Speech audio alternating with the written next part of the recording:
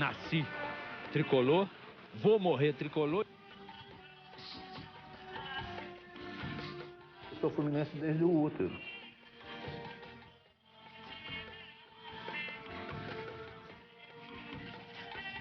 Em 51, assim, eu lembro de uma partida que eu vi Palmeiras e Fluminense.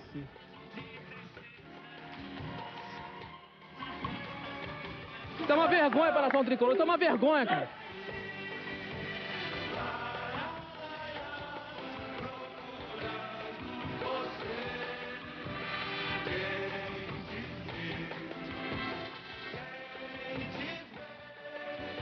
Fluminense. Quem te viu, quem te vê.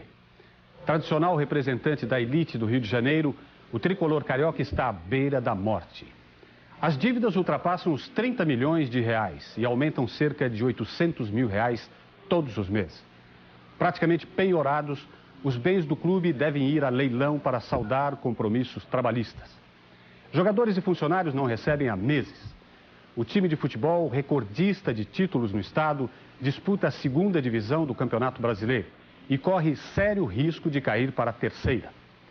Após 9 décadas de glórias, o Fluminense e sua imensa torcida não conseguem acordar de um pesadelo que começou justamente nos últimos 5 anos do século. 1995, Maracanã lotado para o Fla-Flu decisivo do Campeonato Carioca. O rubro-negro jogava pelo empate. Ao tricolor, só a vitória interessava.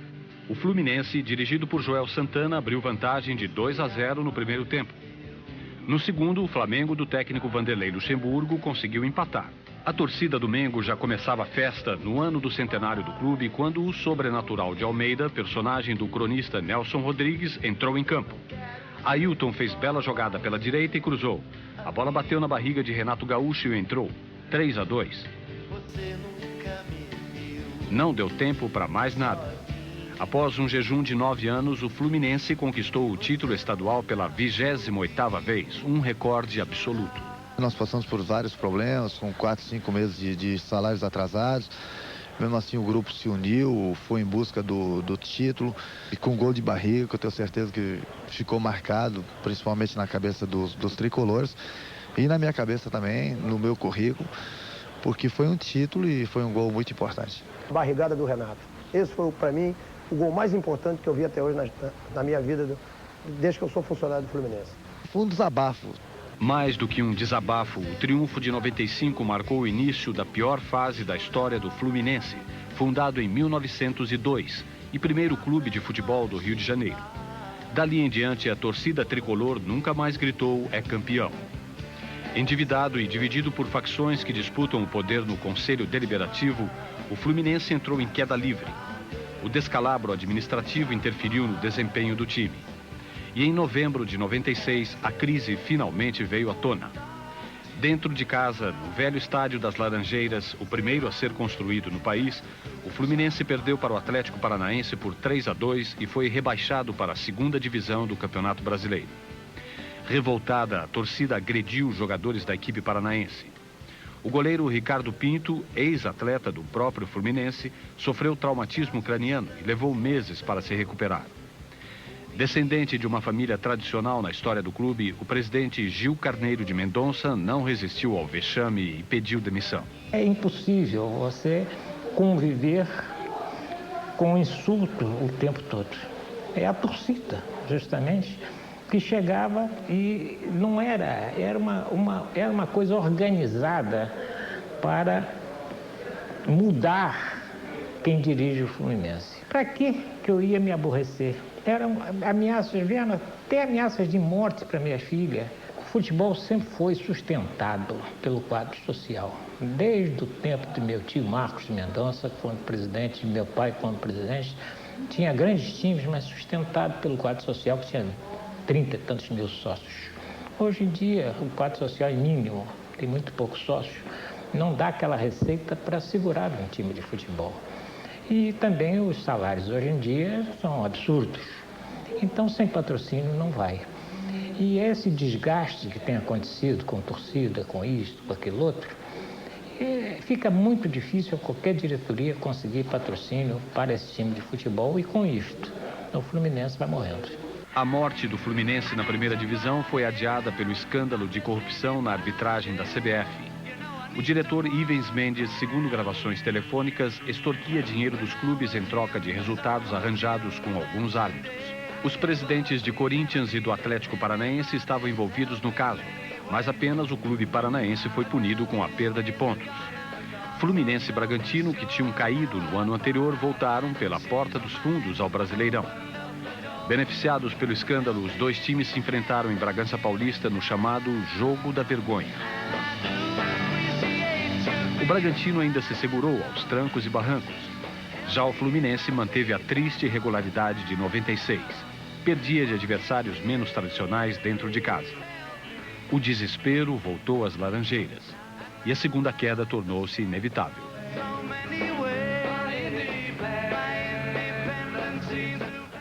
Eu era partidário da tese que o Fluminense deveria ter descido ano passado.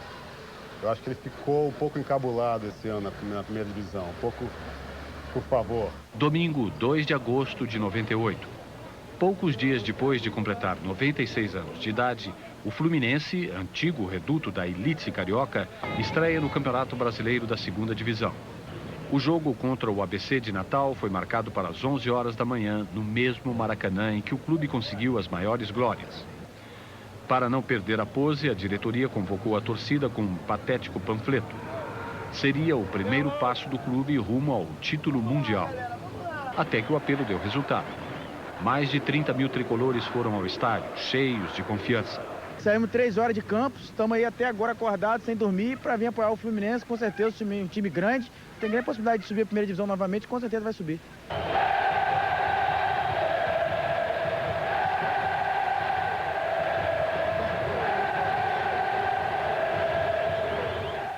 A euforia não demorou para virar desilusão. O time do Rio Grande do Norte fez 3-0 e ainda perdeu um pênalti. Só no finalzinho o Flu conseguiu descontar, perdendo por 3-2. A torcida, indignada, virava as faixas e não acreditava no que via.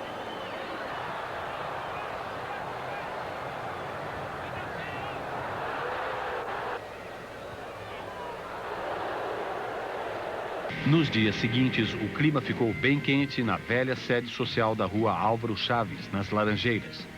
Sobrou até para quem não tinha nada a ver com o futebol.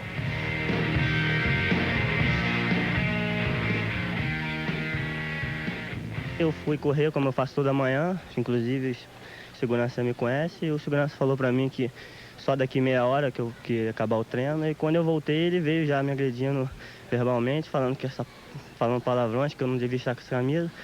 Eu expliquei a ele que eu não sou torcedor de futebol, eu era jogador de tênis, isso aqui era uma camisa de competição, e ele me impressou na parede e me deu 2 tapas no peito, avisando que eu tinha que tirar agora, e criou-se um tumulto total. A camisa estava escrito exatamente o quê? Símbolo da Federação de Tênis do Estado do Rio de Janeiro ao lado, todos os patrocinadores e o escudo do Flamengo, porque o torneio foi sediado no Clube do Flamengo, ao qual todo clube que cedia tem o direito de colocar o torneio. Inclusive eu tenho de vários, isso aqui é um clube, só que não tem futebol, é do Marina, eu tenho de todos os clubes.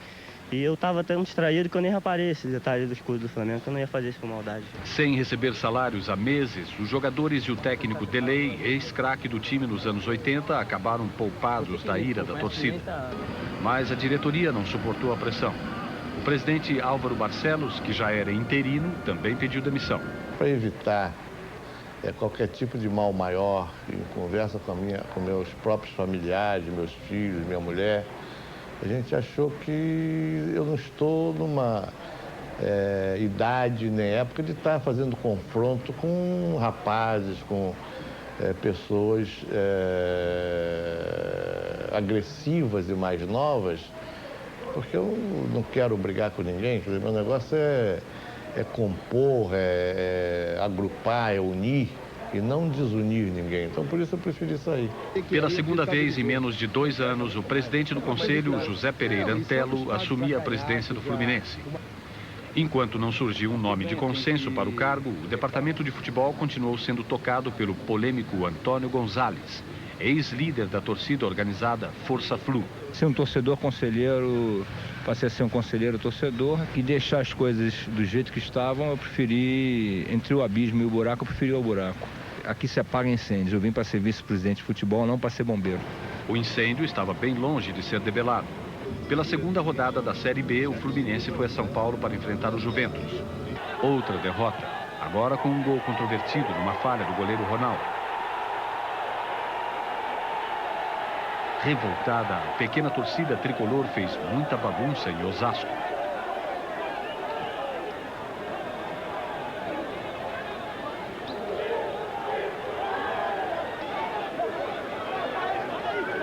O Calvário tricolor prosseguiu no jogo contra o Paysandu pela terceira rodada. Era uma quarta-feira à noite. Poucos torcedores foram ao Maracanã. Mesmo com um time de ilustres desconhecidos, a escalação do Fluminense ainda estava na ponta da língua dos mais fanáticos. Ronaldo, Flávio, Adilson, Júnior e Nonato. Júlio César, Sidney, Marcos Brito e Roger. Rony Magno Alves. Quem é que dá para confiar nesse time? Pô, ninguém. Os jogadores até que se esforçaram, fizeram um gol e deram um pouco de alegria à torcida.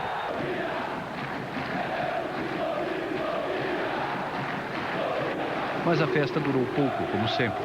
O Paysandu empatou e mais uma vez o Fluminense saiu de campo debaixo de vaias.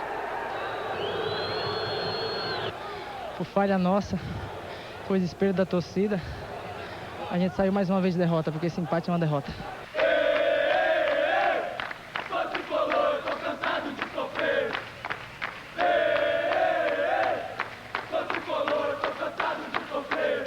O time não vai subir para a primeira divisão. O nosso medo é o time ir para a terceira divisão.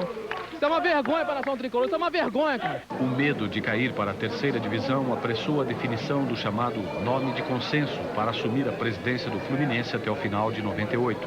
Mas o escolhido teve problemas de saúde e não conseguiu tomar posse no dia da tumultuada eleição. Voltamos já já.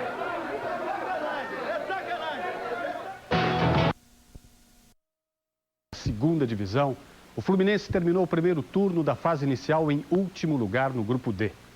Se continuar nesse ritmo, vai cair para a terceira divisão.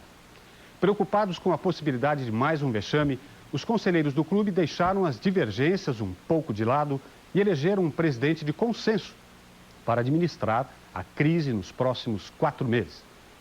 Mas a eleição acabou causando mais um tumulto nas Laranjeiras. Agosto, mês do azar, do cachorro louco. No Fluminense, mais 31 dias de crise. A eleição de Manuel Schwartz, nome de consenso para o mandato tampão até o final do ano, teve toques surrealistas. O suntuoso Salão Nobre das Laranjeiras ficou cheio de conselheiros. Aos 78 anos, Schwartz teria perfil exato para unir as diversas correntes políticas. Foi presidente do clube no tricampeonato carioca de 83, 84 e 85 e no Campeonato Brasileiro de 84. Mas a fase está mesmo brava.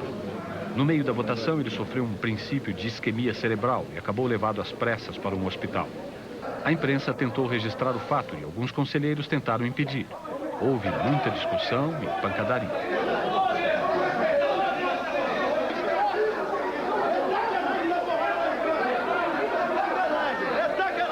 Eu estava tentando fazer o registro do presidente entrando na ambulância e um indivíduo de terno me agrediu no rosto. Algum tempo atrás eu ganhei uma medalha de 50 anos de sócio do Fluminense. Isso quer dizer que eu já vi o Fluminense ganhar, já vi o Fluminense ser goleado, já vi a gente ser roubado, mas nunca passei uma vergonha tão grande nesse clube como eu passei hoje. Os ânimos serenaram e a votação continuou. Mesmo ausente, Manuel Schwartz foi eleito com 136 votos de 141 possíveis. Formou-se uma nova diretoria. Para o departamento de futebol, o escolhido foi José Carlos Coelho. Sem condições para tomar posse, Schwartz acabou sendo substituído temporariamente pelo vice-presidente administrativo, Davi Fischer.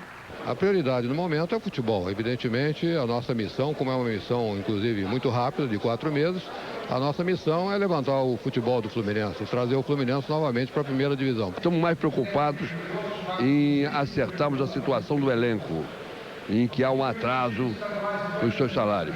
Recuperado, Manuel Schwartz assumiu a presidência do Fluminense alguns dias depois da eleição. Mas o time continuou com uma péssima campanha na segunda divisão do Brasileiro. Empatou com o CRB em Maceió e com o Joinville, mais uma vez, no Maracanã, diante de uma desanimada torcida. Mesmo com o mandato tampão